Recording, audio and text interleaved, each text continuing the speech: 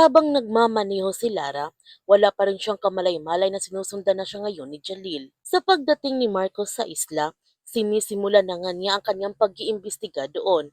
Inaalala ulit niya ang mga nangyayari. Pinuntahan niya ang lugar kung saan nandoon ang unang bumaril sa kanila. Hanggang may nakita nga siya nito na walang laman na bala at pinulot niya ito para imbestigahan kung saan ito galing. Nakarating na lamang si Lara sa bahay ng kanyang ama-amahan pero wala pa rin siyang kamalay-malay na nasundan siya nito ni Jalil. Sinabihan ni General Carillo si Lara na papunta na sila sa next stage ng kanilang plano. Sana nasa tama na ang kanyang pag-iisip. Bigla naman dumating ang sekretarya ni General Carillo para ipaalam nito na may nakasunod kay Lara dito, na siyang ikinagalit ni General Carillo dahil hindi nag-iingat nito si Lara. Nilapitan si Jalil ng dalawang lalaki sa kanyang sasakyan at sinabihan siya nito na pinapasok siya nito sa loob pero kinakailangan niyang isurrender ang kanyang baril. Ngunit hindi nito pumayag si Jalil kaya tinutukan na ngayon si Jalil ng baril. Pero nagawa naman ni Jalil na talunin ang dalawa at tinutukan na niya ito ng baril. Bigla naman dumating si General Carillo at inawat sila nito. Nanginginig sa galit si Lara nung sinusundan siya nito ni Espina.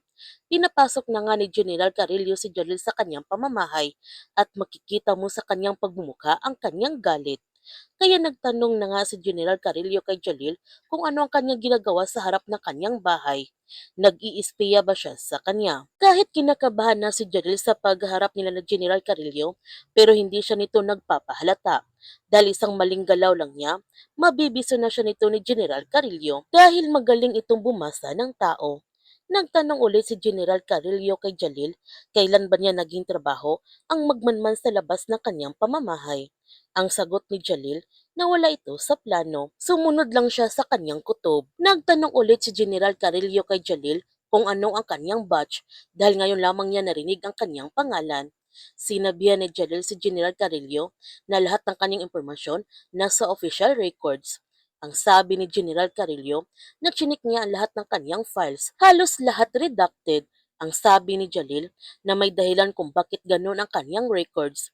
Dahil sa sinabi ni Jalil, nagalit nito si General Carillo at sinabihan niya si Jalil kung hinahamon ba siya nito. Tandaan niya, kaya niyang malaman ang lahat ng kanyang tinatago kung gugustuhin niya. Sinabihan ni Jalil si General Carillo na siya na ang bahala.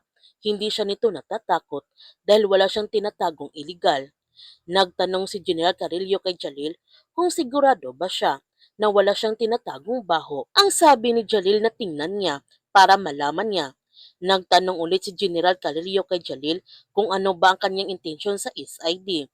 Ang sagot ni Jalil na katulad nilang lahat, gusto lang niyang malaman ang katotohanan. Ang sabi ni General Carillo, para lang yan sa mga taong may kakayahang makita ang katotohanan kapag ito'y nasa harapan na nila. Hindi lang yung skill, special na talento yon. Ang sabi ni Jalil, kaya siyang pinadala ng Muslim Affairs dahil siya yung taong yon. At nagpaalam na nga si Jalil kay General Carillo na aalis na siya nito. At sa pagpasok ni Jalil sa kanyang sasakyan, nakahinga na nga siya ng maluwag dahil muntik na siyang mabisto ni General Carillo. Patuloy pa rin si Marcos sa pamumulot ng mga walang laman na bala sa isla.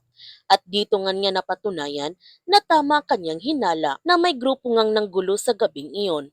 Sisiguraduhin ni Marcos na magbabayad ang mga ito at kung sino man ang nasa likod nito. Nalaman na nga ni Marcos na sinit up lamang sila sa gabing iyon at pinapalabas na isang kriminal si Dato Raman at napapaisip siya nito kung para saan. Ano ang totoong plano ng mga sindikato sa lahat ng ito?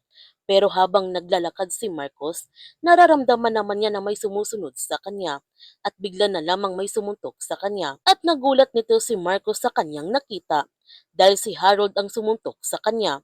Buhay pa pala si Harold, ngunit hindi na siya nito nakikilala ni Harold dahil isa na pala itong bulag.